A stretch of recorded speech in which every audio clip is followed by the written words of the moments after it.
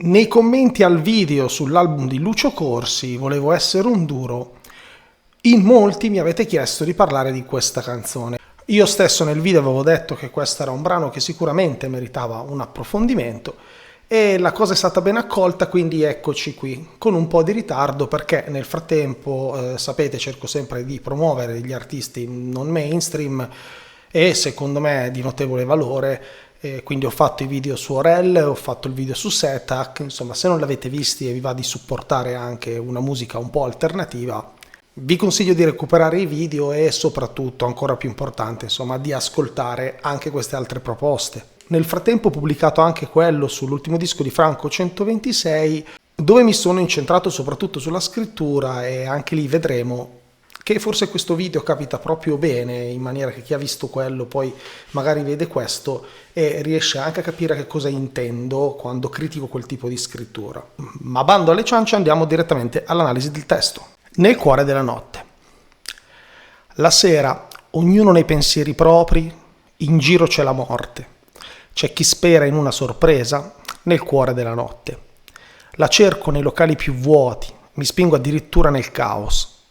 Per caso poi la guardo negli occhi, ma taglio corto con un ciao.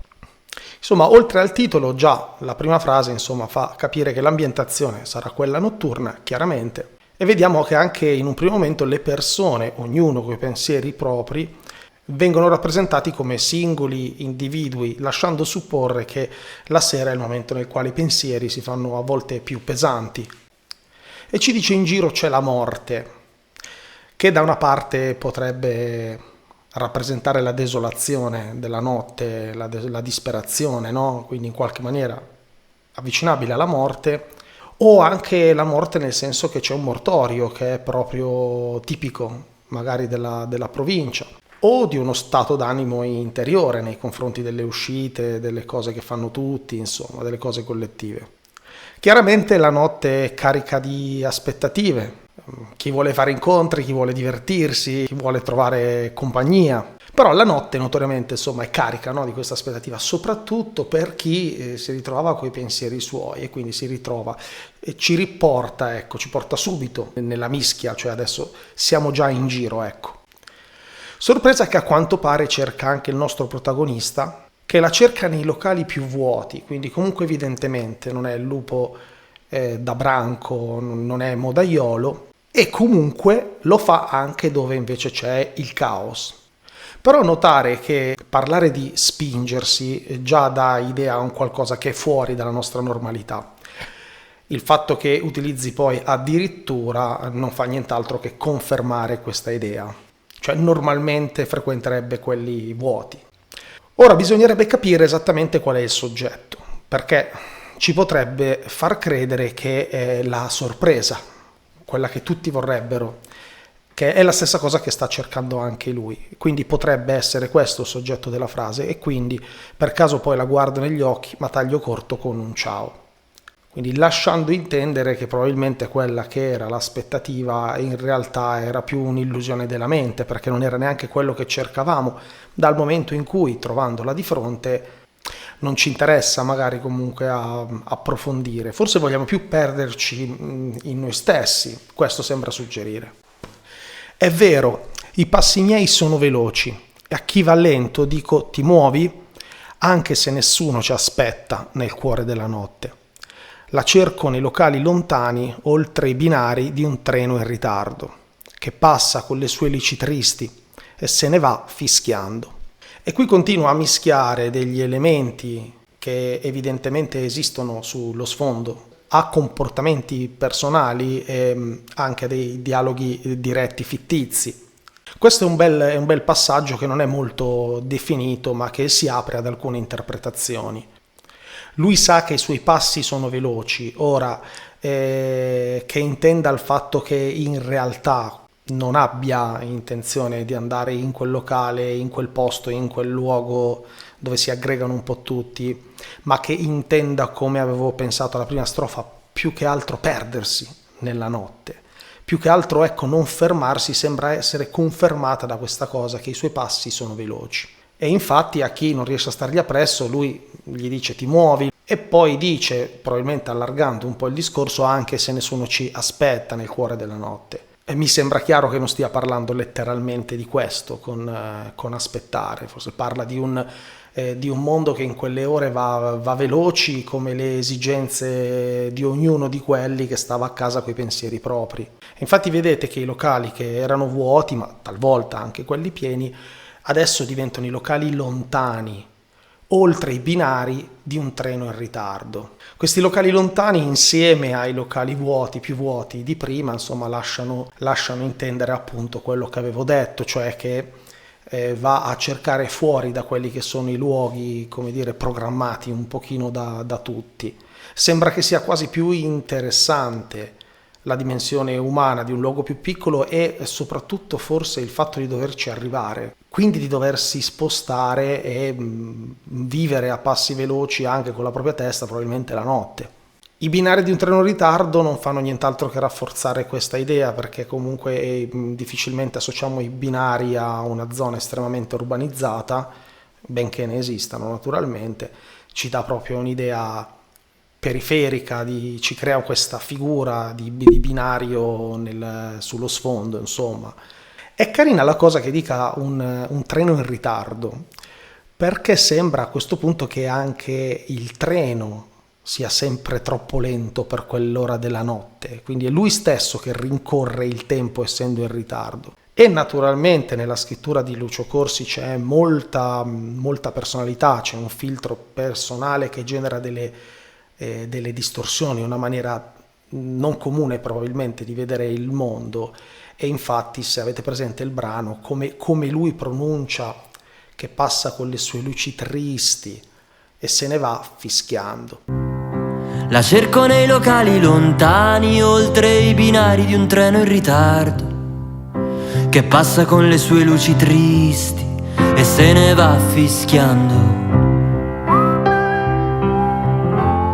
Ad esempio, in questo caso, il motivo per il quale questo treno abbia delle luci che lui descrive con l'aggettivo tristi non ha nessuna rilevanza. Che siano tristi perché i fari sono vecchi o perché quindi sono opachi o perché la luce di per sé non è molto forte, che sia una vecchia locomotiva che quindi non ha nessuna importanza. Quello che importa è che le cose che sta descrivendo iniziano a prendere una vita. È vero, è tardi e siamo sempre fuori, l'inverno è già alle porte, ma non dichiariamo ancora la resa nel buio della notte. La cerco nelle zone industriali, quelle al limite coi campi di fieno, dove mi fermo sempre a fare benzina con lo stereo acceso. Riprende con lo stesso è vero della strofa precedente, è tardi e siamo sempre fuori, l'inverno è già alle porte. Io credo che questo indichi semplicemente una sorta di situazione quasi disperata, anche se disperata è l'aggettivo sbagliato perché gli darebbe una certa forza, un certo impeto a questo movimento e non mi sembra di averlo, mi sembra più che sia una ricerca di questo colpo al cuore, di un incontro significativo, della serata da ricordare. E tutto questo è, diciamo, anche confermato dal fatto che dice che sono sempre fuori, quindi è una routine. E poi l'inverno è già alle porte, quindi evidentemente, insomma, è finita tutta una stagione. E quindi l'autunno è quello che consente magari le ultime uscite di un certo tipo, poi c'è l'inverno, ma non dichiariamo ancora la resa.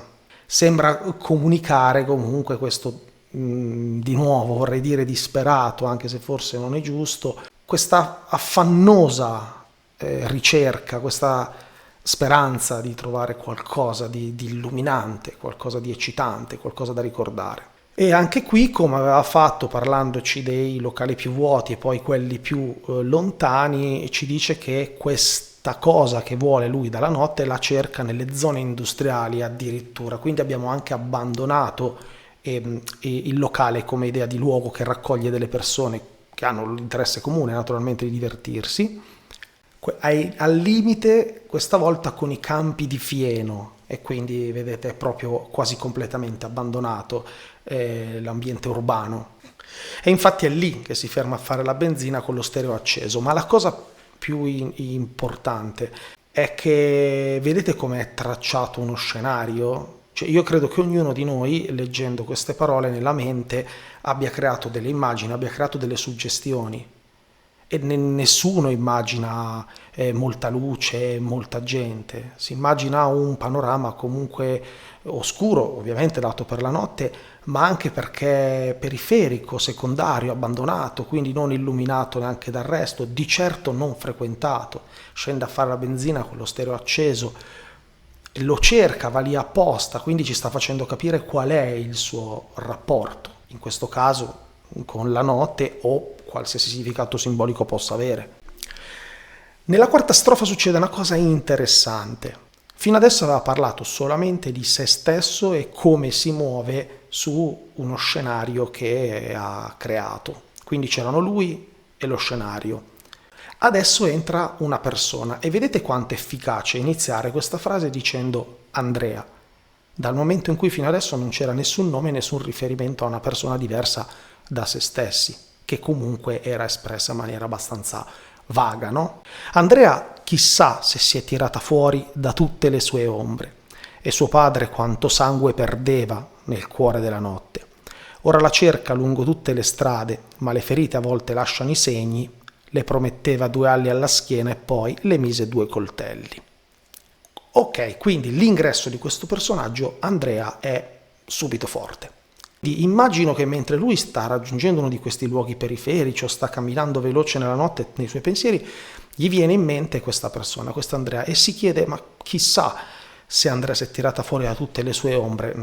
E naturalmente parlare di ombre sottointende il fatto che ci fossero delle situazioni anomale, oscure, che procuravano del dolore. Subito dopo, così secco, e suo padre quanto sangue perdeva nel cuore della notte.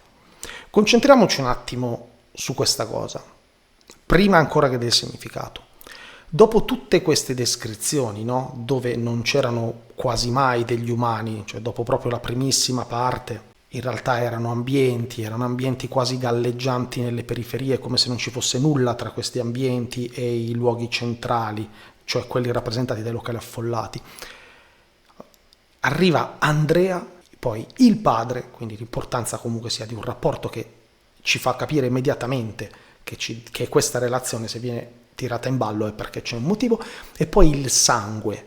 Vedete quanto questa parola in questo momento risulti forte, cioè risulta proprio molto presente, e sul significato di questa frase è ancora troppo presto, però ricordiamoci che c'è Andrea che viveva delle oscurità, delle circostanze insomma sicuramente poco allegre, e che suo padre durante la notte quella volta perdeva un sacco di sangue. Ora la cerca lungo tutte le strade, ma le ferite a volte lasciano i segni. Questa è un'altra frase che può risultare fuorviante secondo me. Questa me la ricordo perché ne avevo parlato con qualcuno di voi, e secondo me tutto torna solo verso la fine, più o meno. Quindi secondo me qua è lui, ovviamente il padre, che va alla ricerca di sua figlia Andrea lungo tutte le strade. Evidentemente Andrea deve essere scappata di casa o comunque si deve essere allontanata da quest'uomo. E poi qua torna a parlare di lui dicendo appunto che le ferite che ha Andrea a volte lasciano i segni tanto evidentemente da portarla ad allontanarsi, e pensare che lui era quello che le aveva promesso di regalarle delle ali, naturalmente, no? Simbolo insomma di libertà, di una vita felice, no? Di aiutarla a diventare adulta. Immagino tutto questo. E poi al posto di questa nella schiena ha messo 2 coltelli.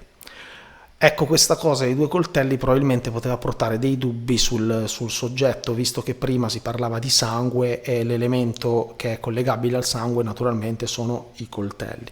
Però io credo che i coltelli si riferiscano a quelli che lui ha messo, tra virgolette, nella schiena della figlia Andrea, tradendo le sue aspettative o facendo chissà cos'altro, insomma, probabilmente anche molto peggio di così. E quindi qua la scena sarebbe al contrario, cioè siccome per tanto tempo lui ha messo dei coltelli a lei, a un certo punto lei si allontana e suo padre, l'ultimo ricordo che lei ha del padre è che il padre perde un sacco di sangue, e adesso, cosa che probabilmente non può neanche sapere neanche la stessa Andrea, il padre la sta cercando tutte le notti, quindi evidentemente vorrebbe ritrovarla, non si sa bene a quale scopo. E poi entra un altro personaggio bello in quelle che già si definiscono come delle storie slegate, come delle fotografie. Trovo che sia bella questa cosa. C'è un gatto con poche vite ancora intere e i graffi delle lotte. Questo mi piace tanto, anche come suona, come parole. E quindi è evidente che sta parlando, diciamo, di forse un vecchio gatto acciaccato, insomma, uno che potrebbe addirittura non essere potrebbe anche non essere un gatto. Potrebbe essere una metafora, però leggiamola come se fosse il gatto, con poche intere, insomma, ne ha passate ancora, e i graffi delle lotte, insomma, tipiche dei gatti, però vedete, tutto trasportabile, se ci si pensa. Lui è l'unico che vede davvero nel buio della notte. Ora, questa cosa è anche molto bella, perché se pensavamo a tutti quelli che erano in giro della notte cercando qualcosa, però in realtà loro di notte non vedono veramente. Quello che vede veramente l'unico è il gatto. Gatto o, chi lo sa, ripeto, potrebbe essere un uomo scomparso, potrebbe essere uno che fa il barbone, una persona particolarmente saggia che si è allontanata, chi lo sa.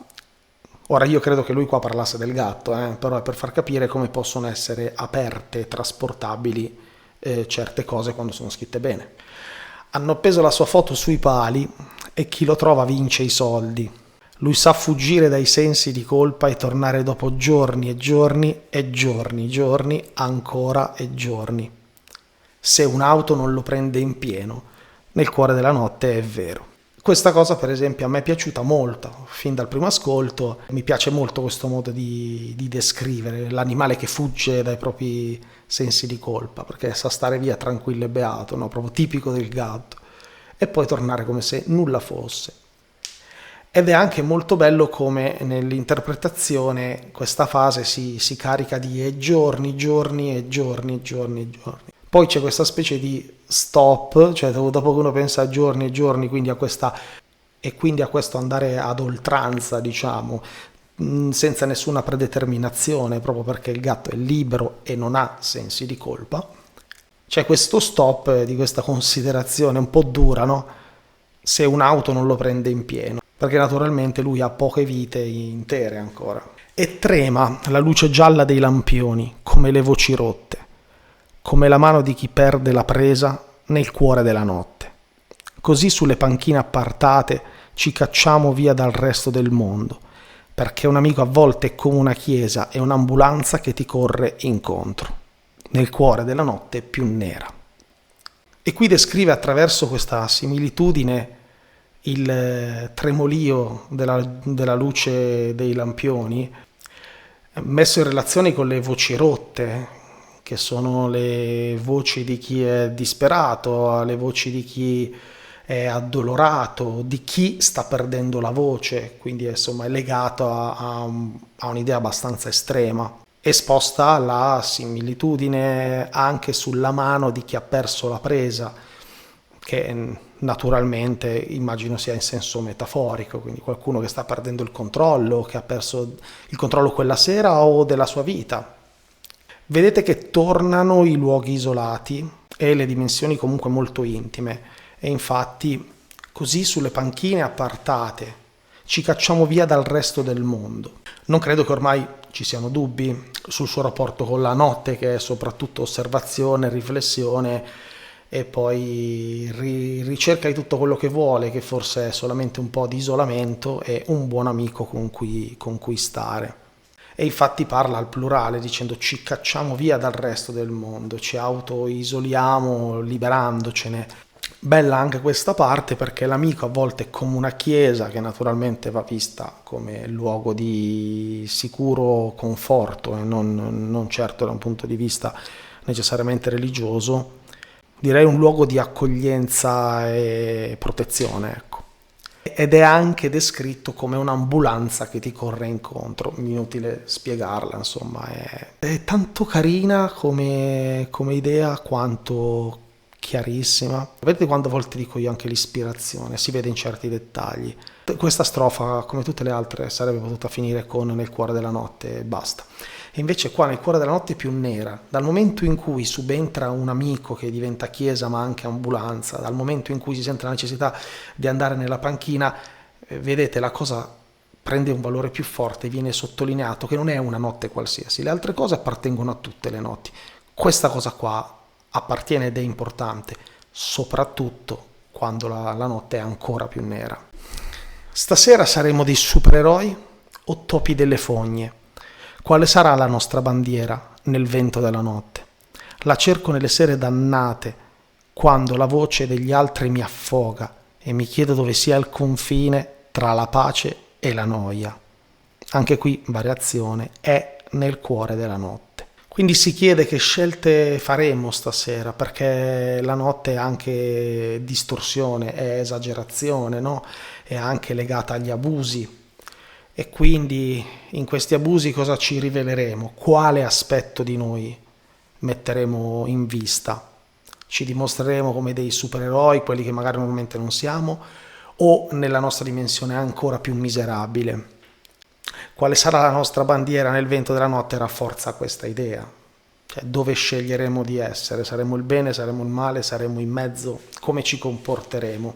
Però diciamo che l'immagine che crea di una bandiera nel vento della notte è bello, anche perché chiaramente è una bandiera metaforica che è spinta da un vento metaforico, costituito da quell'unione di scelte, abusi locali, compagnia, eccetera. È bella.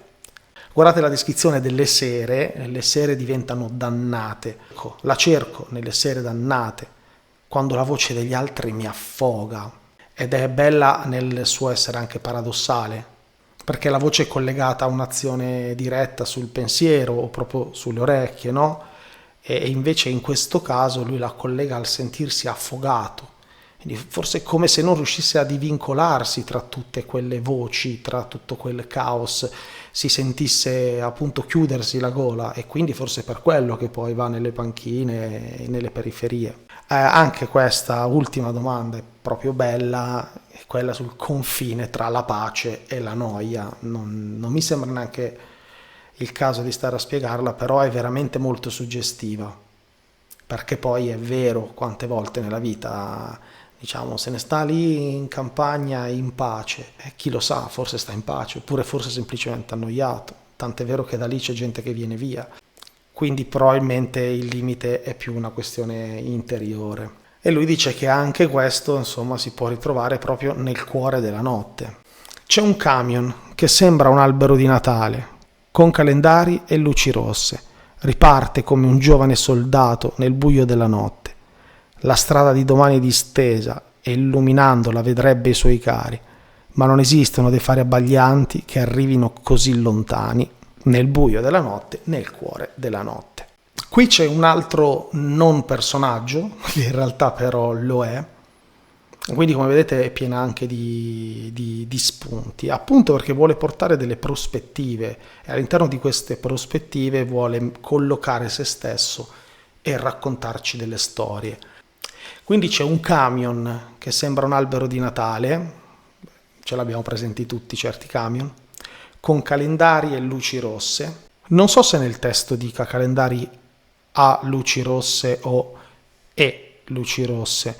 Ad ogni modo è chiaro che si sta riferendo ai calendari con i nudi, che poi ci siano anche delle luci rosse nell'abitacolo, oppure con luci rosse si intende al fatto che questo appunto un calendario un po' spinto, direi che poco importa. Io sono abbastanza propenso a pensare che lui abbia voluto creare l'immagine delle luci rosse, quindi prendere quello che è un modo di dire, film a luci rosse per esempio, e trasformarlo in qualcosa di vivo. Riparte come un giovane soldato nel buio della notte. Bella anche questa idea molto guerra di trincea, molto prima guerra mondiale, seconda guerra mondiale, di soldato che parte anziché riparte dopo una breve sosta, insomma, da solo nella notte. La strada di domani è distesa e illuminandola vedrebbe i suoi cari.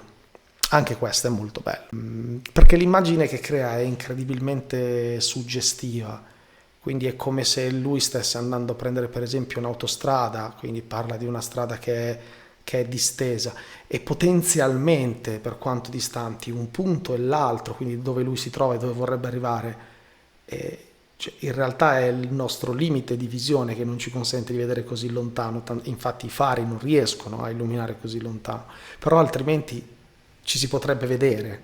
È una cosa veramente bella se nella mente la create nel modo giusto. E i fari, che naturalmente non arrivano così lontani, nel buio della notte e nel cuore della notte. Quindi qui è buio perché naturalmente deve mantenere viva questa immagine di questo faro che rompe la notte, no, però non può arrivare così lontano. Una cosa che mi è piaciuta fin dal primissimo ascolto di questa cosa è che tramite una buona figura retorica in realtà il camion è una persona, dove però se avesse descritto una persona mettendo un nome, secondo me avrebbe perso di efficacia. Invece mantenendo il camion proprio come simbolo di quello che è quel tipo di vita, le distanze che si percorrono avanti e indietro, anche quel vivere la notte praticamente lavorando, faticando, spostandosi, avendo tutte altre aspettative mentre il mondo lì è fermo nei locali, è una cosa molto bella, anche perché noi adesso, a parte lui, abbiamo 3 personaggi principali, che è la ragazza, legata naturalmente anche al padre, poi però c'è il gatto e adesso il camion. Ed è una cosa molto bella e che secondo me funziona. Ed è bello vedere come conclude, ripresentando di nuovo Andrea come prima parola del verso. Quindi nella nona strofa: Andrea, chi è che t'ha tirata fuori da tutte le tue ombre? Quindi le ombre nelle quali era Andrea. Evidentemente Andrea si è allontanata da casa, supponiamo, e però evidentemente non lo sa, probabilmente lui non lo sa, però immagina che abbia avuto bisogno di qualcuno vicino, e ritorna quella immagine dell'amico che diventa una chiesa, che ti viene incontro come un'ambulanza, proprio nei momenti più bui, il momento più buio nel quale si trovava proprio Andrea. Quindi che sia una persona innamorata di Andrea o che sia un amico, insomma è comunque orientato sull'importanza del rapporto umano e di chi ci può aiutare tendendoci la mano. È tuo padre un ago che ti pungeva nel cuore della notte. Io qua credo che ci sia un errore. Non credo che questo sia è tuo padre, perché questo è tuo padre lo dovremmo legare alla frase precedente, quindi chi è che ti ha tirata fuori da tutte le tue ombre? Dici, vabbè, il padre potrebbe anche essere. Magari il padre l'ha ferita in qualche modo, magari meno grave di quanto possiamo immaginare, l'ha andata a trovare, si sono riconciliati, quindi paradossalmente si è curata dalle ferite che aveva proprio tramite l'affetto di chi in qualche modo gliele aveva procurate, magari involontariamente.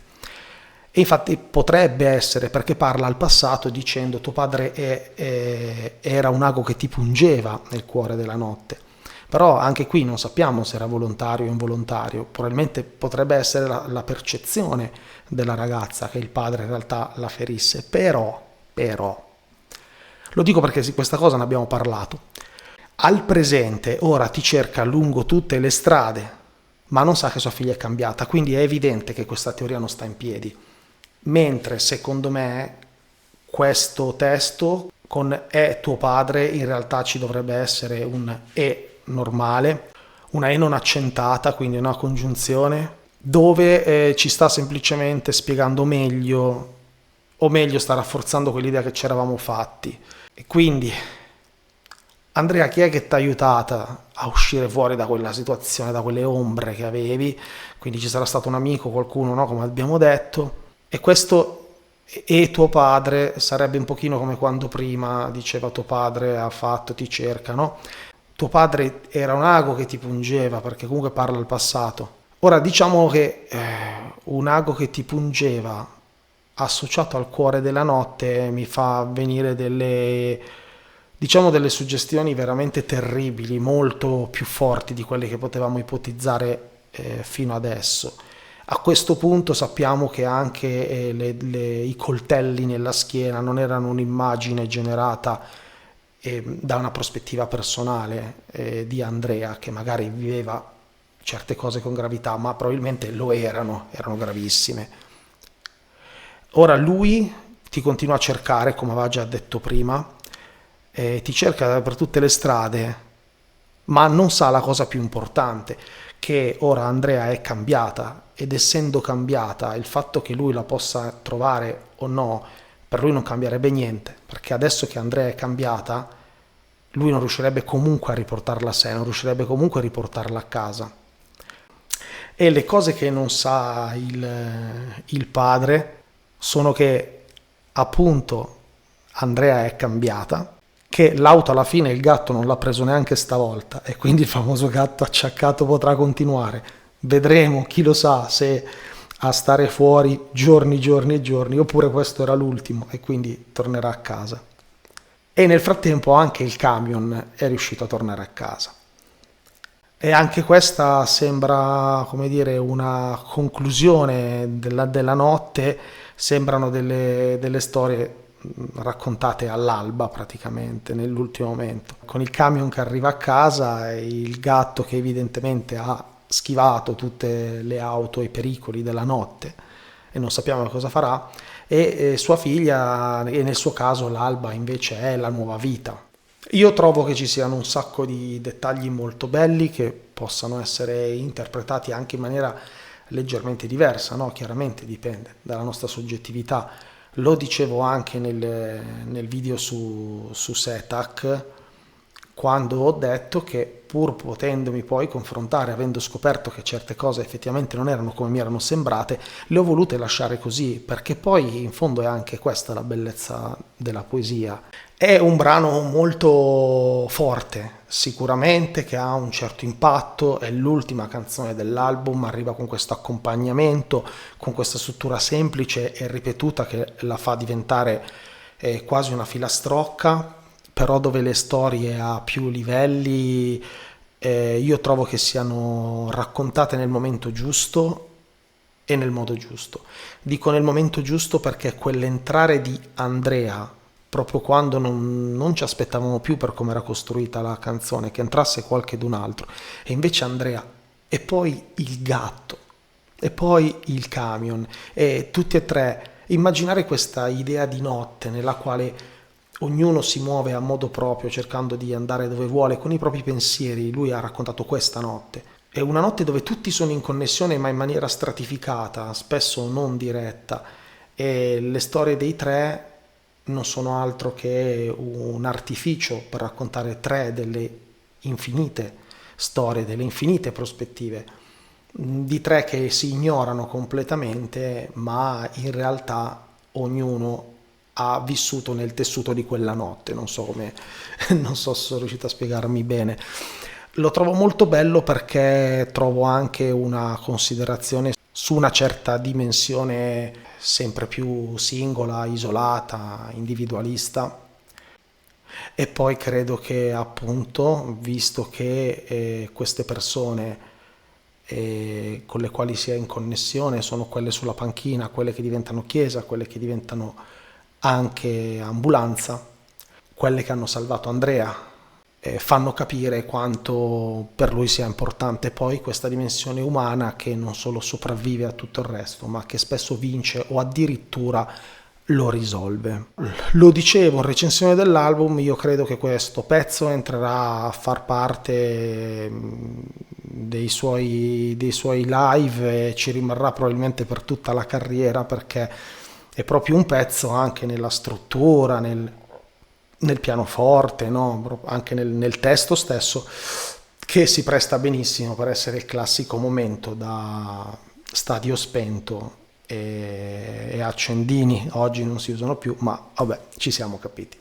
Spero di aver soddisfatto la vostra richiesta di parlare di questo brano, e anzi vi ringrazio per aver accolto la mia domanda. Vi consiglio di guardare degli altri video interessanti, di supportare sempre la musica alternativa, diamogli almeno una possibilità. Non ci deve piacere per forza, però cerchiamo di capire anche perché non ci piace, magari, e scriviamolo, lo commentiamo, lo possiamo anche far sapere all'artista in alcuni casi. Vi ringrazio.